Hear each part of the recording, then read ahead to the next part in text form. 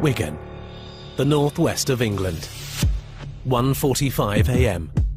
Valentine's night. And there's trouble at a town centre nightclub. A bouncer has already been stabbed in the thigh. As another bouncer goes in to sort things out, the fight spills onto the street. Tonight, inside Britain's knife crime epidemic. Cut the main artery to my heart. Families in torment. It's the tiniest wound, and you would never think so much blood could come out of something like that. Close calls. You bleed to death in 7 minutes, and the average for an ambulance to get to you is 8 minutes. The truth. I know people, including myself at one time, that would have said I feel naked if I don't have my knife on me.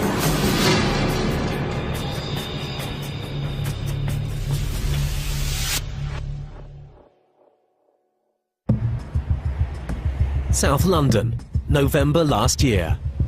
The police are after a murderer, a teenager accused of stabbing another teenager to death. We're working in conjunction with the murder squad and another lead that they've got regarding the gentleman that we're going after this morning. 322 people were stabbed to death in Britain last year. Increasingly, the victims are teenagers caught in a spiral of violence. It was a very savage beating for a young man. He was struck with weapons and implements, and he was stabbed several times. Youngsters who've become hooked on gang culture and knives. He's known for weapons, gang membership, possession of a stun gun. He mixes with the people that he shouldn't be mixing with. And as I said, he's known for violence, he's known for gang-related violence. And that's not something that we tolerate. Open the door, please. Open the door, please, or we'll open it for you. Okay, right, we've got life. Good morning. In London, 28 teenagers were killed last year, leading the Metropolitan Police to make knife crime, rather than terrorism, their #1 priority. Yeah, hello, mate. Come here. You're under arrest on suspicion of being involved in the murder of You don't have to say anything, but it may harm your defence if you fail to mention when questioned something which you later rely upon in court. Anything you do say may be given in evidence. No. Don't say anything now, mate. Why have you been cautioned, sir? Right, well, where's your phone? You're the only teenager in the whole world who hasn't got a phone. It's broken. Your phone's broken, it's up there, is it? That's lovely. Right, if you set that on. This film will bring together those involved in the growing death toll. The police, criminologists, relatives of the victims, survivors, and the accused, to try and find some answers. There has been a shift in the nature of knife homicide in particular, with a sharp increase in the number of young victims. In London, in the last year, the number of knife victims about doubled. It's 2:30 a.m, East London. These three men have just left a nightclub, heading for a car they've left nearby. A CCTV operator is tracking them because he thinks they could be vandals. This is 17-year-old Michael Lynch, a burglar on bail, who is about to become a murderer. The punch is unprovoked. Lynch joins in, but he isn't only using his fists. He has a knife in his pocket, and just out of sight of the camera, Lynch stabs one of the two men in the heart, fatally. The stabbed man is a 20-year-old student from Essex, Daniel Pollen, on a night out celebrating his best friend Andy Griffith's 20th birthday. Daniel tried to protect Andy, and then when they turned on him, he puts his hands up. That is a peaceful gesture. It's not violent. It's not like he was going to attack them. He put his hands up as if to say, "What do you want?" And they still attacked him after doing that.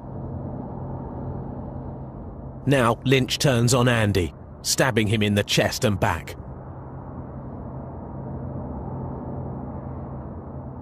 Daniel Pollen is still standing, trying to help. One of the men chases him away.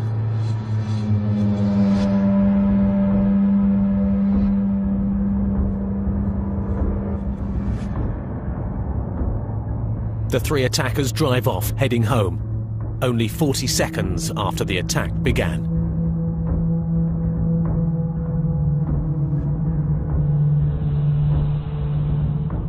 Meanwhile, another CCTV camera records Daniel collapsing, with blood pouring from his heart. Andy Griffiths is now on his feet, barely conscious, also bleeding heavily. But help is at hand. Not the police or ambulance. Daniel's sister, Kirsty, has arrived as arranged to pick him and Andy up from the town centre.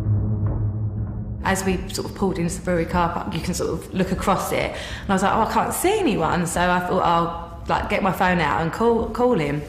And sort of as we just turned around the corner, my sort of headlights picked up, and he was just sort of lying in the middle of the road, like not moving. And I sort of stopped the car, and it was just like blood everywhere. So me and my friend jumped out of the car and we called an ambulance. His eyes were open, but he wasn't responding to anything we were sort of saying to him. There was just a tiny cut in his t-shirt, and there was just the most tiniest wound, and you would never think sort of so much blood and could come out or something like that. Within minutes, police and ambulance are also on the scene, trying desperately to save Daniel's life. Daniel was stabbed once, Andy Griffiths 4 times. The first blow broke Andy's jaw, knocking him out. Neither he nor Daniel know the men who are attacking them. The first thing I remember was feeling this almighty pain in the right side of my face. And then the next thing I saw was Michael Noka pulling the phone away from me, and this sort of punching motion, sort of someone hitting me in the back. The someone was Michael Lynch. Using the knife he'd punctured Daniel's heart with, this time Andy didn't pass out and watched as the 3 escaped. I was sort of laying on my side, saw a car in the distance with the door slightly ajar, someone looking out of it at me, making sure that I was down and not able to get up. Andy still has no idea he and his best friend have been stabbed. So the car went speeding off. I managed to get myself up, thinking, where's Dan? Is he in that car? Is he somewhere around here? What just happened? And then I was thinking, my chest really hurts. So I looked down, and then I was just pouring with blood. I knew I'd been stabbed then. In shock, Andy Griffiths staggers off to find help. Initially back to the nightclub, and from there to an ambulance which took him to hospital. As he lay in the ER, Andy realised the person in the next bed was dying. So I was saying, is that my friend? Is that my friend? Getting really irate with them because they weren't, I could tell they weren't telling me something. I tried to pull out all my drips. I tried to get out of the bed to go to him, but he was connected up to the ECG machine at the time, and it was just flatlining. Lots of doctors were coming in and asking if he was allergic to things and things like that, and you kind of think, oh, you know, it'll be all right, he's going to be okay, he will survive. And then they come in and they just tell you that they're really sorry, but he died, and you just can't believe it. It's the most surreal thing in the world.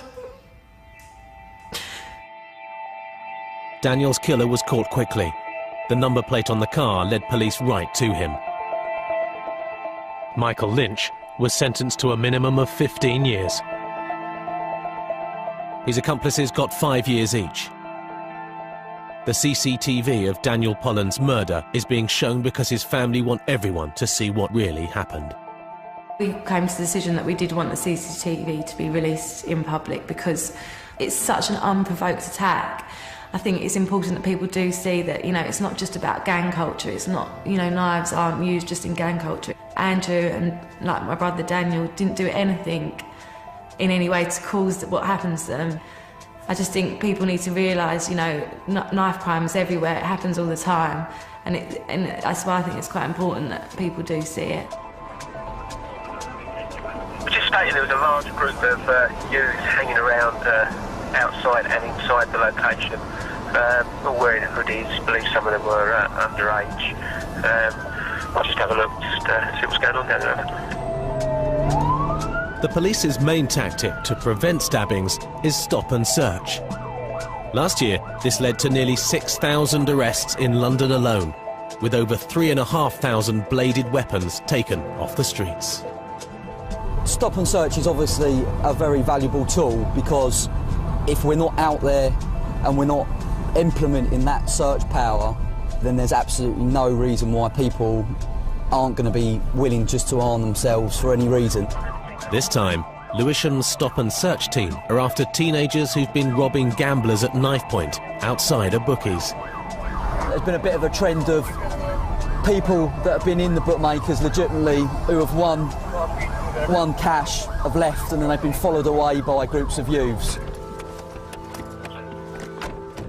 Listen to what I'm going to say, right? We've just got information that a group of youths are being hanging outside the bookmakers, OK? Because of that, and because we believe that you may have been the youths that have been hanging around outside the bookmakers, OK? You're going to be searched, OK? Do you understand what I'm saying? A copy of the search record when it's completed, which you can have at any time. You can have it now or in 12 months' time from any police station. You got anything at all on you that you shouldn't have? Come on, I would have legged it. Cool, no worries, nothing that can hurt me or anything, no? Critics say stop and search doesn't prevent stabbings. It alienates London's young. These youngsters aren't robbers, nor are they carrying knives. They say the police have got it all wrong. The police are not doing their job properly. That's why there's too much murders. Pathetic. Police commanders say most citizens back their stop and search strategy.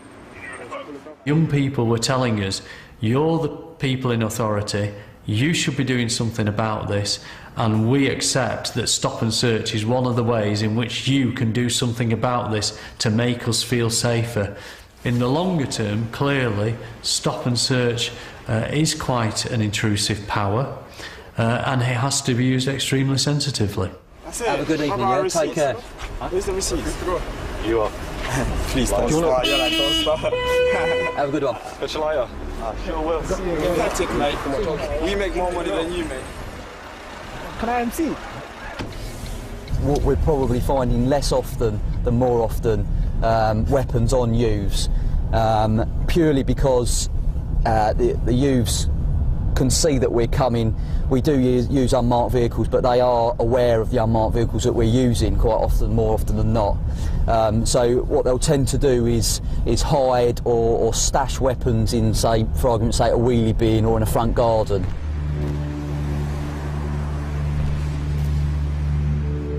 In some parts of South London, stashing knives doesn't always work.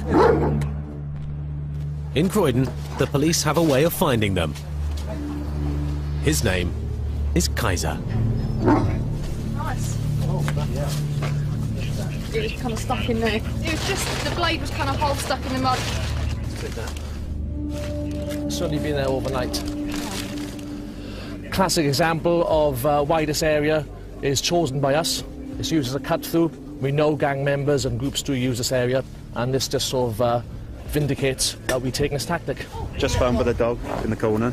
Now that is a typical sort of weapon that we would expect to find in this area. I must admit that it's a bit surprising around the axe. I wouldn't have expected to find the axe, but certainly this is the typical sort of item and the typical sort of thing that a lot of the young youths are carrying. Simple kitchen knives, small, easily concealable. It isn't only bladed weapons that Kaiser has a nose for. See all these notches there? Clearly not being used for baseball, is it? I don't think balls do that sort of mark, so that actually is a very, very good find.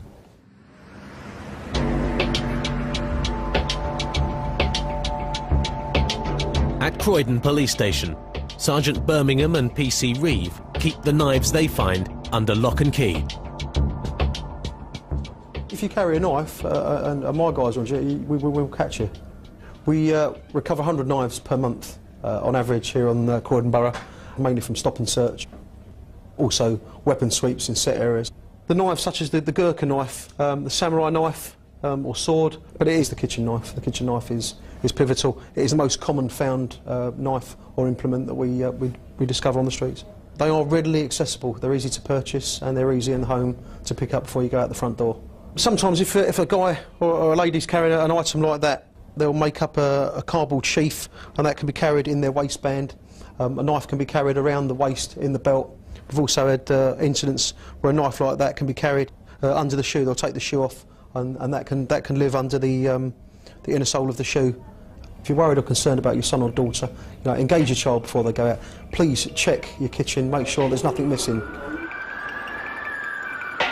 Getting people to report missing knives, or people who have them, is easier said than done. Had the passengers waiting at this South London bus stop called the police when they saw two 18-year-olds with a knife, this mother might not be grieving for her 20-year-old son, Billy Ward. This is where Billy died after a brawl on a bus. He was stabbed 9 times. Never be forgotten, Jesse. Never. His assailants were caught on CCTV minutes beforehand as they waited for a night bus due at 3 a.m. Starfield Badzer and Junior Labango were openly aggressive. Labango was brandishing a knife at the bus stop. Badzer was there as well. He was goading people. Several people saw the knife and no one called us. If somebody had called us on the night, potentially we could have prevented the murder of Billy Ward. Billy Ward got on the bus at the next stop. The internal CCTV recorded everything that happened. Trouble started almost immediately. Badzer squares up to Billy Ward, his baseball cap touching Billy's head and his finger jabbing in Billy's face. Badzer began to pick arguments with other passengers, and more specifically Billy Ward. That resulted in a physical altercation. Another passenger intervenes to move Badzer to the front of the bus, away from Billy. The pair then turn their attention to stealing from a sleeping passenger. Then, as Badzer prepares to get off the bus, he has another go at Billy Ward, and a fight starts. Labango had the knife. He and Badzer were goading people on the bus, so it was my belief that they were prepared to use the knife if they encountered trouble. At the stop, the punch-up spills off the bus and onto the street. Badzer grabs Billy Ward in an arm lock before dragging him down an alley. Labango follows. Seconds later, Billy Ward emerges from the alley and then collapses, having been stabbed many times by Labango. It was 9 stab wounds, a relentless attack with a knife, and unfortunately the fatal knife wound pierced Billy Ward's heart, and he stood no chance. The CCTV images helped convict Labango and Badzer of murder.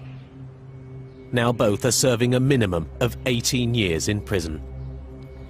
And that's all out, and it, Billy, the justice. It still don't bring you back, baby, is it? I tell him all bits and pieces still, how I feel. I said he knows that, look, he's looking at me. Love him. He's more likely up there saying, Mum, shut up. But Billy's mother, Jenny, spends her days wondering what might have been. Billy should be here with us all, partying still. He used to like his parties. To lose someone special in their life, you bring them up, and to have that taken away from you, it is hard. Jenny Ward is also in despair over the ever-increasing death toll. Since Billy, look how many there've been. Usually hear it every day, every week. It's too much now. It's got to stop somewhere down the line. Since Billy died, 3 more teenagers have been stabbed to death in this part of London. To try and stem the flow, the Croydon police have been looking for ways to stop youngsters getting involved with knives in the first place. Their youth engagement team is run by Sergeant Birmingham, who believes gang culture lies at the root of the problem. His wall has a gangland rogues gallery. There is an escalation of the use of weapons. Crimes of violence have always occurred, but the use of a knife and the use of a firearm, they have increased. So there's no two ways about that. What happens is if one gang's walking the streets with some knives and they've got a beef or an argument with another gang, the way to facilitate your own safety is for you to tool up, for you to carry a weapon. And the escalation is as these guys get older and their criminal tentacles sort of spread, they have to protect their own image and they have to protect their own business, and that's when they'll start to use a firearm. That's happening. That dynamic for the last 2 years has been on the increase. Sergeant Birmingham's team have found the internet gives them the best lowdown on what their local gangs are up to. Some, like the T-Block or GMG, Get Money Gangsters, even have their own websites. The GMG to T-Block are another gang from the Lambeth area, a younger group as well. No one's known as Dave or Terry. Everyone's known by their street names.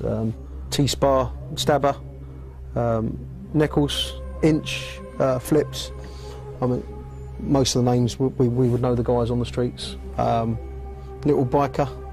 It's sort of sexy having a gun with lots of dollars and pound notes, and it's all for show. You know, the whole issue is a facade. The whole gang thing is about getting rich, hurting people. What we've got to do, you know, involving the parents, is we've got to, you know, stress them that there's no future in carrying the weapons. You know, the only way to get on in life is get yourself an education, get your head down, and be a good person. Being a good person is something Croydon's youth engagement team takes seriously, and this involves taking unusual steps. Knocking on the doors of teenagers who might be vulnerable to the influence of gangs like the GMG, who operate apprentice schemes for new members. What you have is a gang member who will adopt, if you like, an apprentice who becomes younger. Then they in turn adopt someone who becomes little. Generally what we find is that they will be gaining protection from somebody further up the chain, not necessarily in this GMG gang. It could be a more unpleasant set of people. Little is his street name. This is the home of a young lad who the team fear might have become an apprentice. PC Reeve isn't making an arrest. He's come here to deliver a warning. No crime has been committed.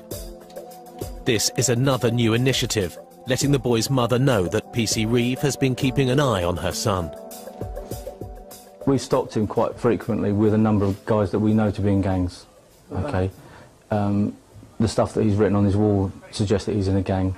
There are little signs like that we can pick up on, but we can tell you what those signs are as well, so you can look out for them. And obviously, if there's issues where you can come to us and say, look, I think in a bit of trouble, we can help to get him out of it. If we have to arrest people because they've got what we believe to be stolen property, then we're going to do that. But I'd rather come round here, have a cup of coffee with you and say, look, this gang stuff isn't for you, mate. Let's find you an activity each evening that can keep you off the street and do stuff like that. Does that sound a little bit better than being woken up at 6 o'clock in the morning by a lot of policemen coming through your door? Yeah, it's got to be better, isn't it? While London's police try to make joining a gang unattractive, the reasons why teenagers embrace gang membership are being studied by one of Britain's leading criminologists. In the most deprived urban areas in London, I think young people see that their prospects of gaining sufficient money through gainful employment to buy a home, to purchase a car, to settle down and, you know, form a relationship and have children, they see themselves as being prevented from achieving those indicators, those signs of material success. And therefore, their lives, their horizons, for many people, are relatively limited. They're limited to, am I going to get through today without being attacked? Am I going to get from home to school, or from home to the youth club, or from home to hang out on the streets without being attacked by other young people? Am I going to survive today without somebody disrespecting me? Professor Bowling's research shows that some young people see a gang as the only way to be part of a family. When somebody says, you know, join our clique, join our crew, we'll protect you, we'll be your homies, we'll be the people who you can hang with, we'll be like your family, your fam, the people that will look after you and protect you, and will give you a sense of self-esteem and protection.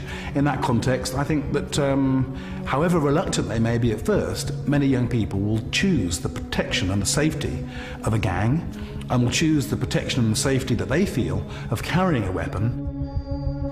Teenagers who carry weapons are usually reluctant to talk about the reasons why. An exception is Alika, age 17 and a former South London gang member. I know people, including myself at one time, that would have said, I feel naked if I don't have my knife on me. Take my knife off me, and I don't feel right. I don't feel right. I feel like it's part of me, and that's not a joke. Guys who strap it to their legs at a young age, they get a rubber band. The first thing they're tying up is not a picker, it's not a stack of money, or they're not tying up a rubber band ball. The first thing they're learning how to tie up is, how can I tie this rubber band around my leg and around my knife, keep it in place, and they love that. Alika no longer runs with a gang, or batch as he calls them. Nowadays, he tries to steer fellow teenagers away from knife crime. But he remembers only too well the time he was the batch apprentice, given a knife by a respected gang member. I felt the power when I held the knife. When I saw it, when I looked at it and I knew who had held it, and obviously by now I was rolling on some sort of badge. And I know that the person who had it before me is someone that already holds respect to the badge. It made me feel like basically he's giving me his respect, he's giving me that responsibility. And he's like, yeah, I could trust you with it. Being trusted with the knife was one thing. Taking it along to fights he got into, quite another. If I had been carrying a knife on a situation where I actually was to get into a fight and I got blood rage, I would have definitely done it. Because when adrenaline goes in, you don't know what you're doing. You don't remember. And that's a lot of the things that happens with the young youth nowadays. And that's the thing that people don't realize. You carry it on you, you're most likely going to use it if case that situation comes along. Where back in the day you would have punched someone, you won't punch someone this time. Because your mind is much more smarter than that. Your mind will be like, hold on, you got it on you, quickly, flick it out. By the time you realize, you're already getting some sort of sentence thrown at your face. The sentence for adults who take a knife onto the street is up to 4 years in jail. The crackdown on knife crime is also pulling in shopkeepers who illegally sell knives to teenagers under the age of 18. They're not being targeted by the police, but by trading standards officers who use unconventional methods. A 13-year-old boy is going undercover to try and buy knives as a test purchaser. Primarily this morning we're concentrating on the sale of knives. If it were a natural scenario where you were going in to buy something, how would you go about it? Would you just pick up a knife, or might you pick up other items? The 13-year-old's mission is to find out who sells knives to underage children and who doesn't. If anyone asks you how old you are, you say you're 13, right? It's a bit of a detective job. You don't want to be twigged that you're involved in an operation. The whole operation is being secretly filmed for evidential purposes. And in the first shop he visits, he's able to buy 2 kitchen knives. He wasn't asked any questions, nothing at all was asked of him, and he simply purchased the items. In the second shop, the undercover teenager is able to buy a knife with a 4-inch blade. Can you confirm you just sold that? Yeah. In shop number 3, the boy goes for the biggest blade he can find. It's particularly worrying as the age of our test purchaser is only 13 years old, and he's able to quite readily buy this item, a grip jab saw, which looks lethal. With the evidence in the bag, the trading standards team can move in. I presume you're obviously aware then it's an offence to sell knives to children under 18 years of age. Shopkeepers who illegally sell knives to children can be fined up to £5,000. We've run over 1,300 trading standards operations, and about 3 in 10 of those operations have led to us being able to buy a knife, or a young person on our behalf buy a knife. So we think that's quite worrying. What we've done about that is ministers and myself have had in the British Retail Consortium and the industry to some very productive talks, and there will be a pledge coming out to clamp down on it by the stores, so we should expect to see an improvement.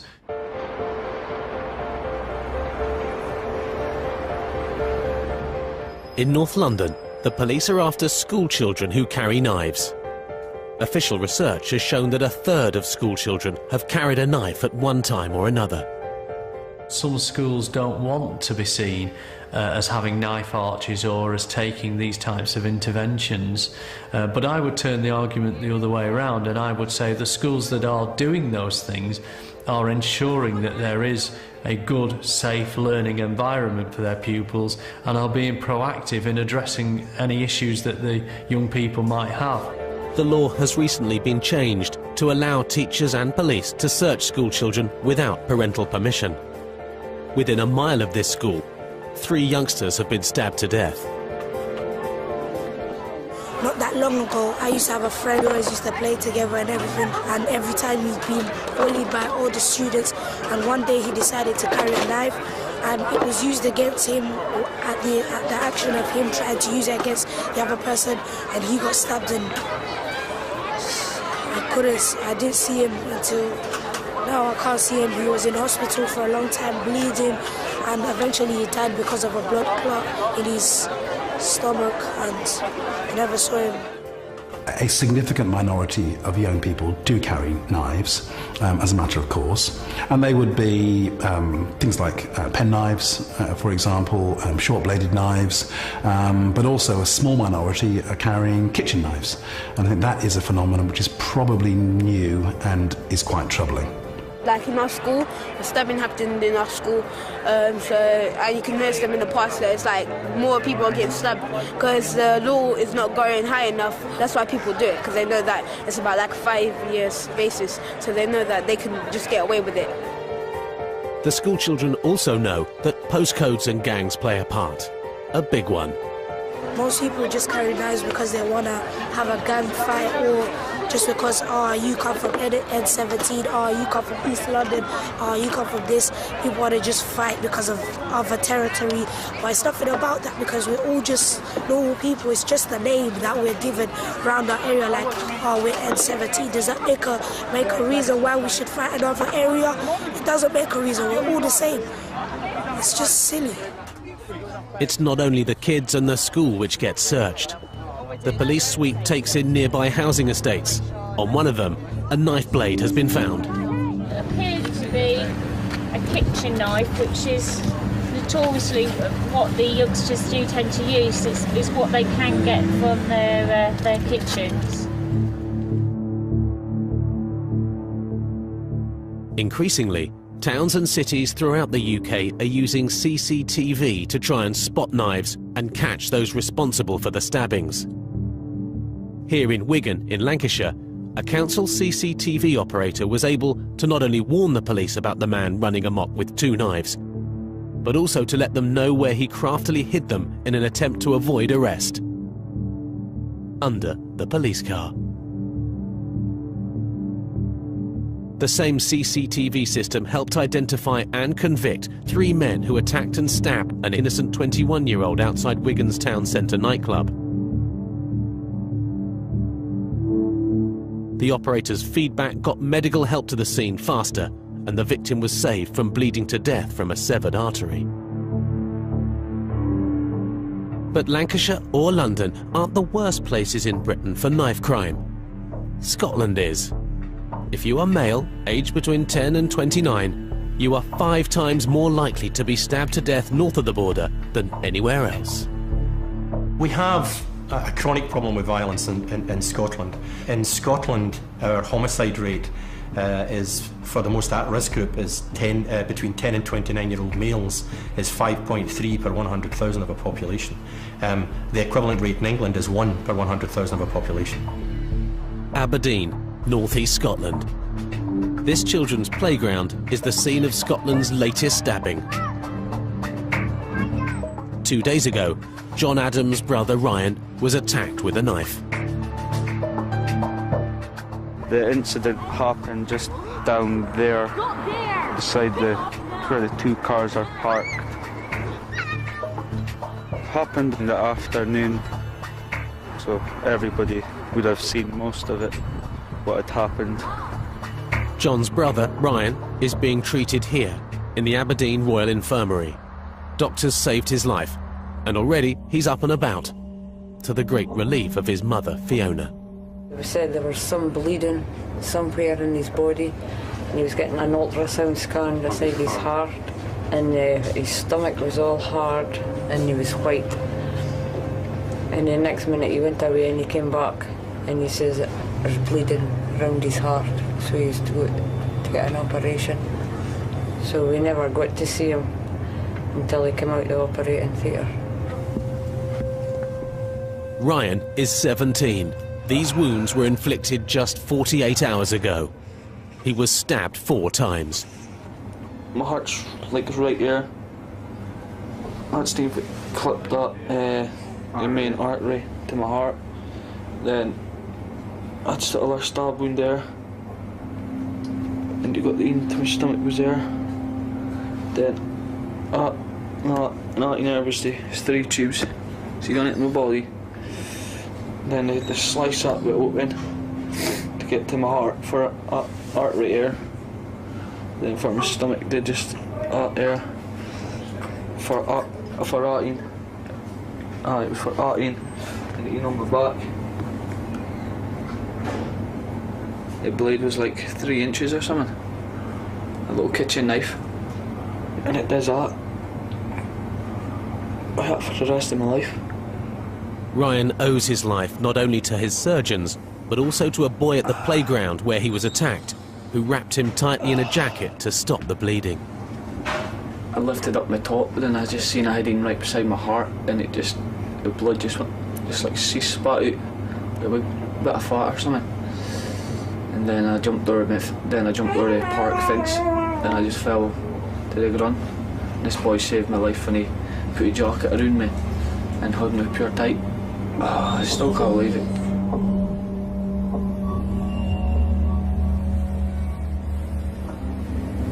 It's just nearly taken my life away. Aberdeen is not the worst place in Scotland for knife crime. Glasgow is. It's also the murder capital of Britain, with more killings per head of population than London. We have 3.5 times the number of homicides committed by using a knife than anywhere else in the UK. 3 times means around 40 fatal stabbings a year in Glasgow alone, with a further 214 attempted murders with knives. Almost all are gang-related, statistics which some Scots take for granted. We call that recreational violence, and it's based around territory.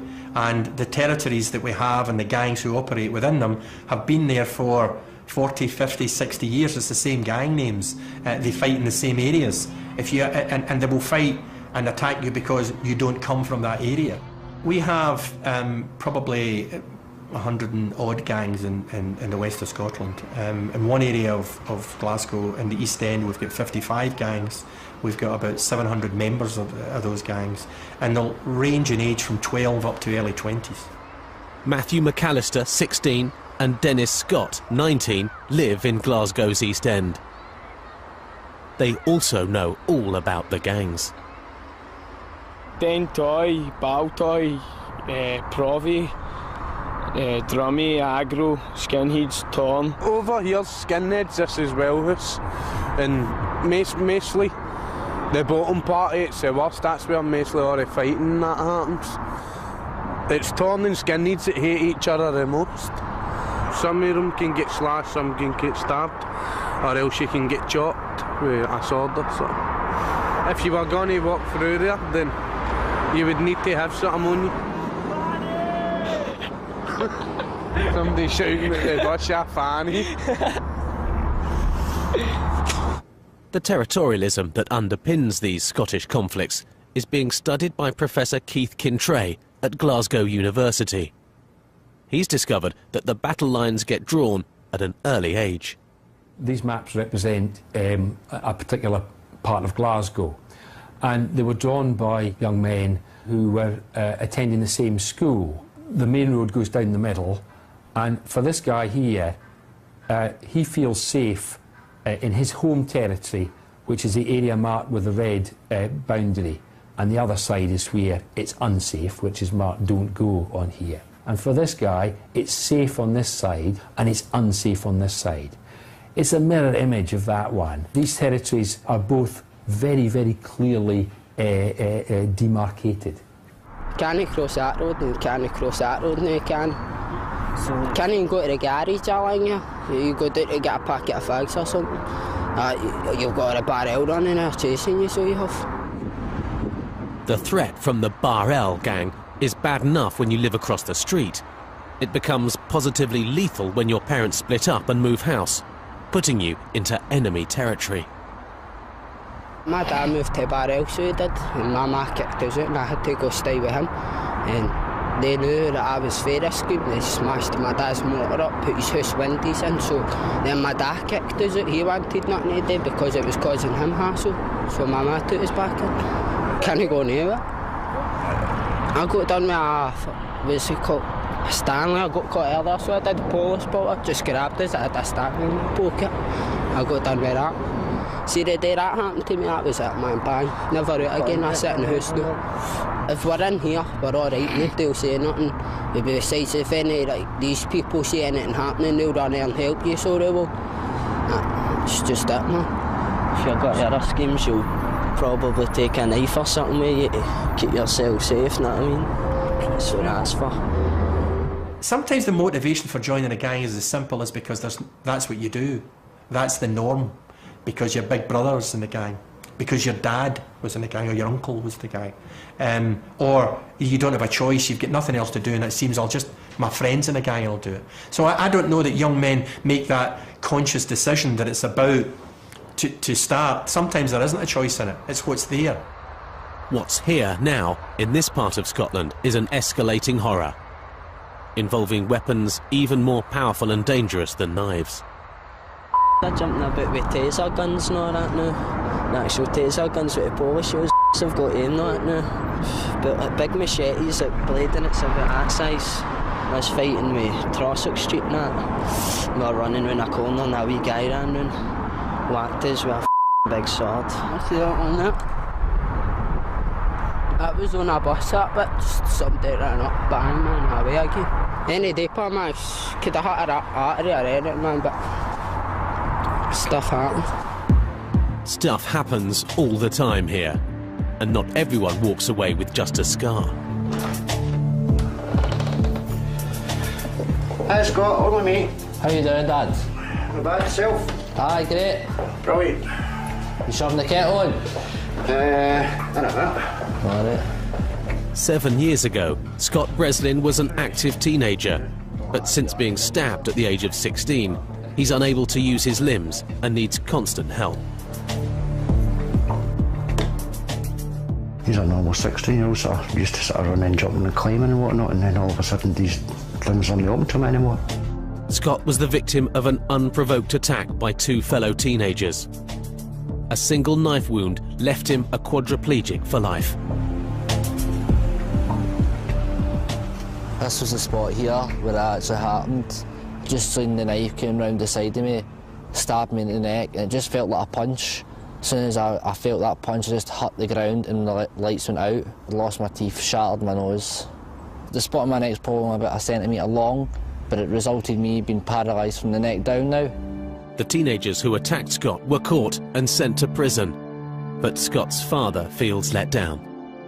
To me, the punishment they got didn't suit the crime. Those two guys, one was sentenced to 10 years, the other one was sentenced to 4 years.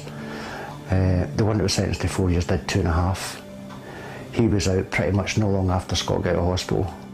Because the way the judicial system works, they only start to half their sentence, which is the biggest betrayal of all. They're both out now, but I'm confined to a lifetime in a wheelchair.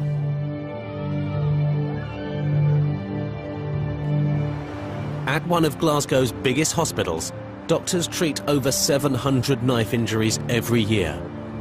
Most are truly horrific, even when you know the victim survived. Quite clearly is a knife sticking into this man's back. This is within what we call the cardiac danger area, and the lungs are there. There is the major artery from the heart there. You can actually reach the heart there or the aorta, and that can be a fatal injury very, very easily. Rudy Crawford is the senior consultant surgeon in the A&E department. He's seen every kind of knife injury.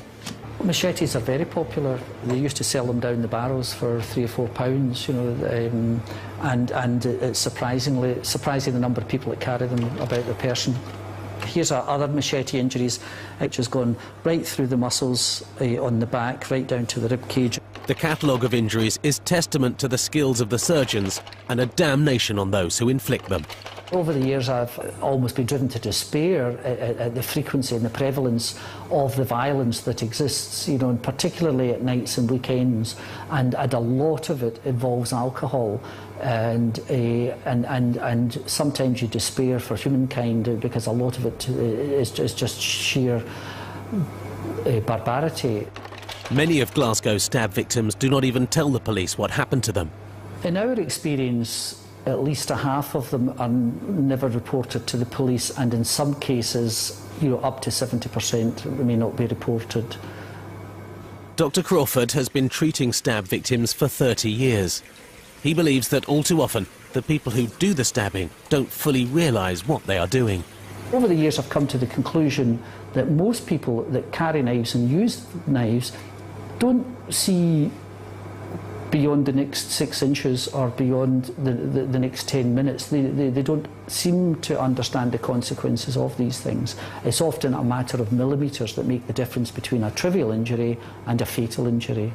And of course there's this common misconception that if you use a small knife or a small blade that you cannot inflict a serious injury in someone, and that's just not true. I mean, I could kill you without any problem with a half-inch blade, and there are major blood vessels very close to the surface of the body, major organs that are very easy to reach even with short-bladed weapons. And of course, if these people don't spend years studying anatomy like I have, they don't know how to avoid these things. Avoiding knives in Glasgow isn't easy. These young men are here to pay tribute to a teenage friend, nicknamed Biscuit, who was stabbed to death, possibly by accident. Biscuit, rest in peace. I don't think it was meant, but it was just, it was like arguing with somebody and somebody just knifed him, and it was right in the heart, and he died. So that's just the mention there. Biscuit, rest in peace. What age was he again? 18. But she, it was somebody we knew that done it. So the way it affected us was kind of gutted and all that and whatever, all that. But that's about it, I can tell you. But the honesty doesn't extend to calling the police or telling them who did it. You don't grass, you can't grass. It's one thing nobody can do. Is this someone that's... You don't do it? If you're a grass, then that's it, man. You're an outcast, that's it. I'm done. So that's how when people get stabbed or slashed or whatever and they're in hospital and all that, I don't want to tell a poor setting because I want to get the rain back. Inside's on. 15 outside, man, about 25 in inside. Oh man, me and my pals went into a shop to steal a bottle of vodka, that man. The guy ran it and grabbed him, so I put a bottle where he said his brother chopped us. Last thing I remember was an ambulance. Hey, where's that scar with pride, big Kev? He wears it like a Rolex. Show me you the shot. Aye. This is his track marks. Oh, that is yellow. Kitchen double right through there. There through the other side. What else? Don't know what else to say. He's been stabbed, he's been slashed, he's been shot, he's been shot, he's been shagged. And I've been jailed. The laughter conceals a terrible legacy. A generation or more of Scottish men who have lived to tell the tale of their own stabbings. Take a walk down most streets in the west of Scotland and you'll pass some young man or some older man who has a severe facial scar, and that will inhibit them for the rest of their lives. I don't know what a Stanley or an open razor. That happened to me, they could give me on my lip. But there, right up. You know what I mean? So I don't know what done it. I know the fact it done it. Would you employ someone with a scar like that? Kind of a serious effect in relationships? How would you have a good relationship with that? It's a see with you know a woman, for instance, those personal relationships, or even friendly relationships with other men and peers. How would you relate to them? And the thing is, when you look at that man, that's what you think. But the truth is, if he has a scar on his face, he's a victim. I was held down. My eyes were shut. I was steaming. And they wanted to make it on my face instead of my body, because I don't look at my body every day. So that's more or less plain and simple, isn't it? Just a show, isn't it? Just a show. You're a wee fella there, right? He's probably going to grow up to be running about with a gang and drinking and running about the streets and beating people up. It's just the way it is. It's a knife culture. Britain's knife culture finally reached critical mass last September, when 2,000 people took to the streets of London to demand tougher action against knife crime and an end to the killings. What do we want? Actress Brooke Kinsella, whose 16-year-old brother Ben was stabbed to death in July, was one of hundreds of bereaved relatives on the march. As was Damilola Taylor's father, Richard.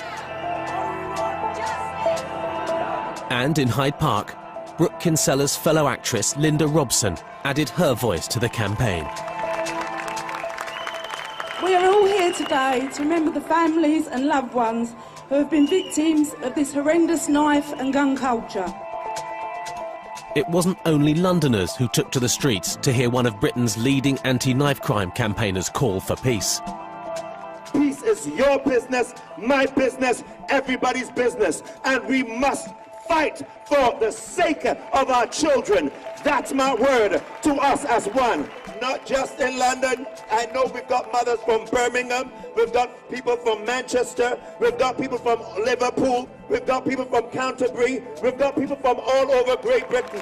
This is us united as one. There's something about the British public who may never have been able to stand with all those families that have lost loved ones, but being able to say, I'm coming out of my hub, I'm coming out of my little corner, I'm coming out of the comfort of my home, and I'm standing here with these hurting families to say, I stand with you in your grief, I stand with you in your pain, and I'm here to shout out loud and clear, we don't want this. Joining the United Front was Caroline King-Onzilla, the mother of Oliver, a South London teenager stabbed to death less than 24 hours before the march. This woman, how many of you remember Oliver? The young boy who got killed just on Friday. That is the mother of the latest youth victim of this wickedness in our city. I just called them last night. I said, there's a walk. I hope you can come. Immediately, she came out with her family to come and take a stand to say, in spite of her pain, in spite of her pain, we've had enough of this. And this has to come to a stop. Some mothers may say the pain is too much for me, I can't come out, I can't come into the public, I can't take a stand. But when I saw her there, I was so elated, and asking her to come to the stage was just so special. That was a moment for her, and for all of us. For all of us, a moment of courage. Oliver King-Onzilla was 19, a prize-winning footballer. He became the 20th teenager to be stabbed to death in London last year. His funeral became another rallying point.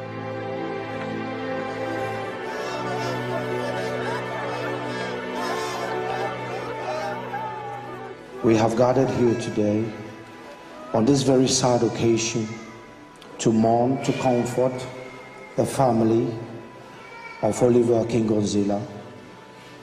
We pray for the strength to go through this service.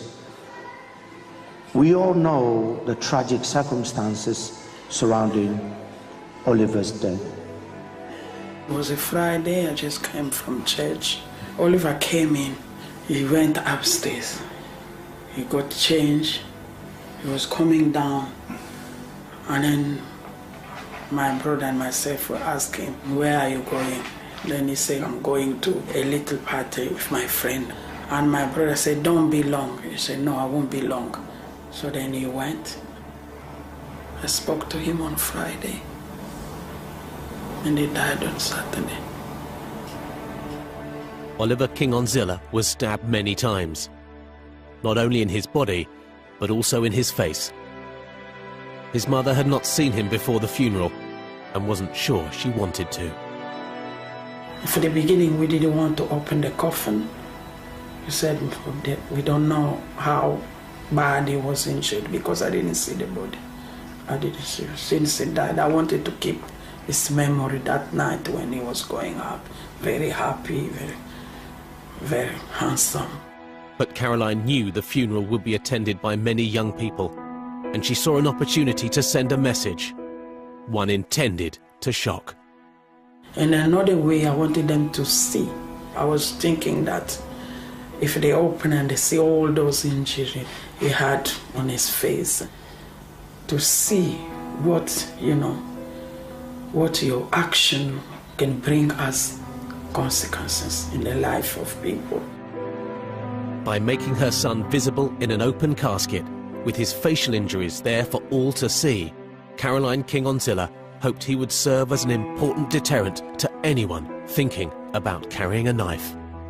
Having that coffin opened up, in spite of the fact that he'd been stabbed in the face, and, you know, again, that, seeing his face, and, you know, it was very challenging for so many people. But I think that some young people, 1, 2, 3, or 50 or 100, I don't know, would look at Oliver and say, this is not what I want to do to another human being. This is not how I want to end up. And, you know, whatever they need to do, her message was to just try to deter people from killing. Her son was a great kid and didn't need to be killed. And that's the message she wanted to get across. You don't need to destroy and steal lives.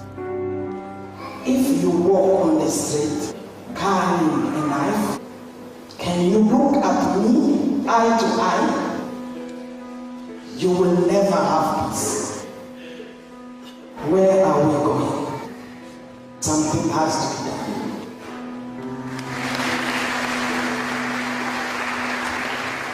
Finding that something is what everyone involved in the battle to end the spiral of violence and teenage deaths is determined to do. But according to those in the front line, the real truth about knife crime in Britain today is that there is no simple solution. At the moment, we don't really invest in early intervention to divert young people from serious crime. We kind of allow the young person to run until they've got themselves into a situation which is, you know, life-changing, and even to the point where it might involve injury to themselves or to other people. So I think early intervention in supportive and social ways is absolutely a critical part of this process. Knives and young people and violence is a big complex problem. We tend to start looking for big complex solutions. I think we forget the importance of the simple solutions. Good families and good parents. Good social neighbourhoods and communities. Things to do. Good education. Good positive male role models in young men's lives. Those are straightforward, simple things, and if you look back, those are things that always worked. The police role is about preventing crime and detecting crime, and often we are at the end of the process. So if you get the parenting, the education, the employment and all of those pieces right, then actually the demands on policing, the demands on the health service in terms of people being admitted to hospital with injuries go down. Let us remember the person we had fun with, the person we went to school with, the person we played football with. He was young, but yet he made an impression, and that we must remember.